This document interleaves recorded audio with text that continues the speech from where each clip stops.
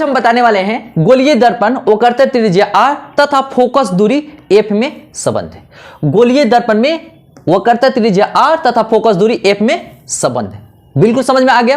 तो चलिए हम बात करें, बहुत से स्टूडेंट प्रॉब्लम में पड़ जाते हैं कि सर हमको सर वक्रता त्रिज्या फोकस दूरी में संबंध सर हमको ज्ञात करने नहीं आता है, सर हमको प्राप्त करने नहीं आता है, सर कैसे करेंगे सर। तो चलिए ये प्रॉब्लम्स को आज हम दूर करने वाले हैं। ठीक है, जिस तरीके से हम बताएंगे उसी तरीके से आपको एग्जाम में लिखना है। ठीक है, उसी तरीके से एग्जाम में लिखेंगे तो टीचर खुश हो जाएगा। टीचर जब खुश होगा तो फुल में फुल मार्क्स देगा, तो स्टूडेंट भी अब खुश हो जाएगा, है ना जी। तो चलिए हम बताते हैं कि गोलीय दर्पण में वक्रता त्रिज्या r तथा फोकस दूरी f में संबंध। तो चलिए सबसे पहले बात करेंगे कि गोलीय दर्पण दो टाइप्स के होते हैं, अवतल दर्पण और उत्तल दर्पण। अब अवतल दर्पण में पहले संबंध बताएंगे, इसके बाद उत्तल दर्पण में संबंध बताएंगे। ठीक है, तो हमारे मेथड से चलिएगा तो बहुत ही फायदा होगा। ठीक है, अब देखिए यहां पर पहले अवतल दर्पण लिख लेते हैं, अवतल दर्पण। ठीक है, क्योंकि अवतल दर्पण में हम संबंध बता रहे हैं। ठीक है, तो सबसे पहले फोटो बनाना होगा। पहले फोटो बना लीजिए, फोटो बनाइए, जरूरी है। देखिए अच्छा विजिबल है ना जी, दिखाई तो अच्छे तरीके से दे रहा है, तो किसी प्रकार का कोई दिक्कत नहीं है। चलिए यहां पर ये ध्रुव, ठीक है, m डैश m ले लिए कि इतना दर्पण का चौड़ाई है, कोई दिक्कत नहीं है। ठीक है, अब देखिए रे ऑफ लाइट आ रहा है, प्रकाश की किरण आ रही है, आ रहा है और यहां से दर्पण से परावर्तन के बाद जहां से गुजरेगा उस पॉइंट को हम फोकस कहते हैं, है ना जी। अब देखिए फोकस यहां है तो यहां पर लिख दीजिए C, यानी कि वक्रता केंद्र। अच्छा देखिए पोल और फोकस के, ध्रुव और फोकस के बीच की दूरी को क्या कहते हैं, फोकस दूरी। तो आइए इसको हम F से इंडिकेट कर देते हैं। क्लियर है। अब देखिए यहां से C और P के बीच की दूरी को वक्रता त्रिज्या कहते हैं, जिसको R से इंडिकेट कर रहे हैं। ठीक है, यहां तक तो कोई दिक्कत नहीं ना। चलिए जो जो हम लिखे हैं, जो जो हम फोटो बनाए हैं, और यहां पर तो ये छूट गया ए बी। ठीक है, तो ये टोटल चीज हम लिख देते हैं। क्लियर है, सुनिएगा ध्यान से। मान लिया, ठीक है, मान लिया कि m डैश m क्या है जी, एक अवतल दर्पण है, एक अवतल दर्पण है जिसका ध्रुव क्या है, P है ना, जिसका ध्रुव P है। चलिए लिखिए जिसका ध्रुव P है। ओके, क्लियर है यहां तक, है ना। अब देखिए मुख्य अक्ष CP के समानांतर, मुख्य अक्ष CP के समानांतर आपतित किरण AB दर्पण से परावर्तन के बाद मुख्य फोकस F से होकर जाती है। ठीक है, F से होकर जाती है। अब एक चीज देखिएगा, सुनिएगा ध्यान से। तो अब C और B को मिला देते हैं, मिला दिया। ठीक है, अब एक चीज कभी गौर कीजिएगा आप लोग, आप पढ़े होंगे कि C से जो प्रकाश की किरण जाती है, ठीक है, तो वो उसी रास्ते से वापस आ जाती है। यानी कि अगर C से लाइट जाएगा तो इसी रास्ते से वापस आएगा, यही है ना जी। ये अभिलंब की तरफ काम करता है, अभिलंब की तरह काम करता है। जैसे एस कैसे होता है, देखिए लाइट रे नॉर्मल पड़ा, फिर वापस उसी रास्ते से चल जाएगा। इंसिडेंस हुआ तो इसको आई कहते हैं, इसको आर कहते हैं। आप ये पढ़े हैं ना जी, बिल्कुल पढ़े हैं कि नहीं। ओके, तो अब हम बात करेंगे यहां पर इस फॉर्मेट का यूज करेंगे, इसका मदद लेंगे कि ठीक है। अब देखिए, अब हम इसको आई कर लिख सकते हैं, यानी कि आपतन कोण, ये परावर्तन कोण हो गया ना जी। अब एक चीज देखिए, हमने यहां पर क्या लिखा, CP के समांतर आपतित किरण AB है, तो यहां पर हो गया, देखिए CP समांतर AB हो गया ना जी। अच्छा, तो हम ऐसा लिख सकते हैं A B C angle A B C equal to angle B C F, B C F. ठीक है, कैसे हुआ जी? तो एकांतर कोण से, एकांतर कोण से, चलिए एकांतर कोण से बिल्कुल समझ में आ रहा है। एकांतर कोण से समझ में नहीं आ रहा है तो आइए एक फोटो बना के दिखा देते हैं।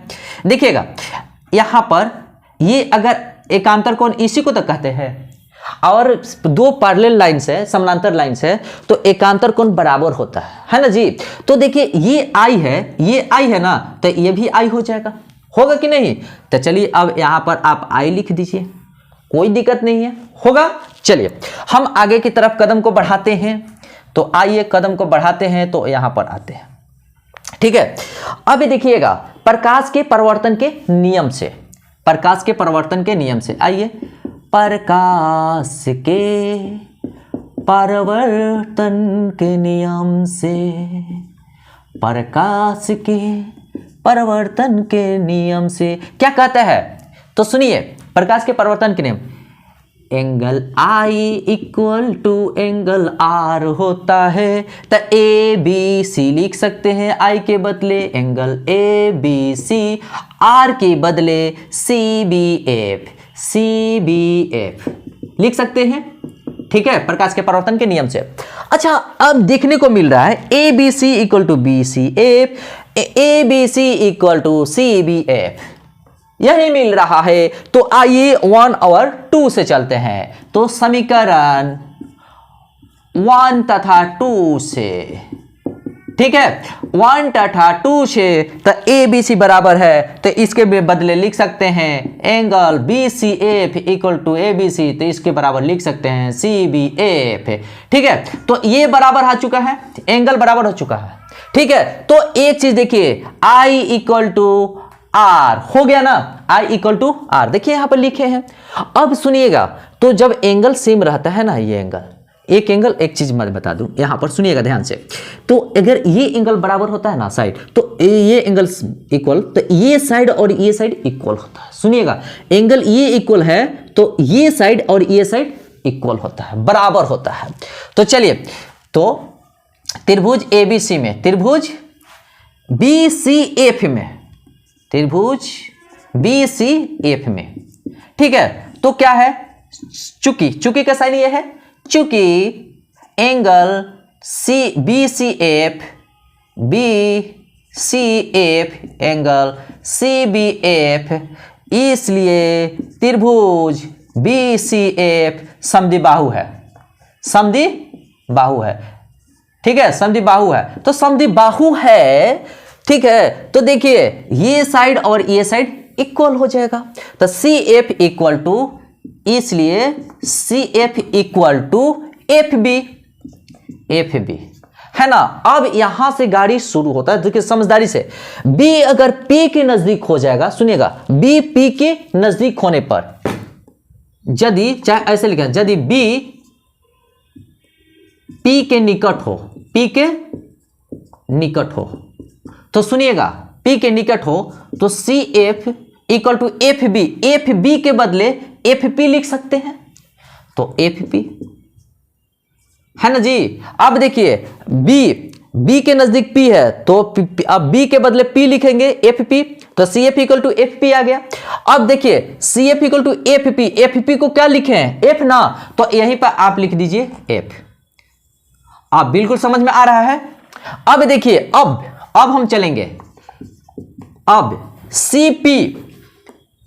सीपी इक्वल टू क्या लिख सकते हैं, सुनिएगा, सीपी यहां से, तो ये सी से एफ तक जाएंगे, चलिए सी से एफ तक जाएंगे, अब फिर एफ से पी तक पहुंचेंगे, तो एफ से पी तक, क्लियर है। अच्छा, C F equal to P F लिखे चाहे एफ पी लिखे, बात बराबर है, तो इक्वल टू एफ है, तो चलिए सी एफ के बदले भी एफ लिख सकते हैं और एफ पी के बदले भी एफ लिख सकते हैं। आज सी पी के बदले क्या लिख सकते हैं, सी पी क्या लिए हैं, आर लिखे है ना जी, तो चलिए आर, तो आर इक्वल टू कितना हो गया, 2f। यही तो संबंध है, यही तो संबंध है, यही तो संबंध है, यही आर तथा एफ में संबंध। क्लियर है? आर तथा एफ में संबंध, यहीं पर लिख देते हैं आर तथा एफ में संबंध। ठीक है, कहीं कोई कोई लिखता है ना कि F equal to R by two, तो देखिए बोलने का तरीका सुनिएगा, यही संबंध है, यही आप निकाल दीजिएगा वैल्यू। ठीक है, देखिए कहेगा कि आर तथा एफ के बीच तो वक्रता त्रिज्या फोकस दूरी का दुगुना हो गया। अब देखिए एफ इक्वल टू ये भी लिख सकते हैं, यहां पर ज्यादा खुश होंगे तो ऐसे लिख सकते हैं F equal to R by two. ठीक है, तो यहां पर बोलने का तरीका चेंज हो जाएगा। फोकस दूरी वक्रता त्रिज्या की आधी होती है ना जी। तो ये संबंध इसी तरीके से आपको संबंध बताना होगा, एकदम बताए ना, बोले ना इजी तरीके से बताएंगे, बोले थे ना। चलिए इसको आप नोट कर लीजिए। ओके।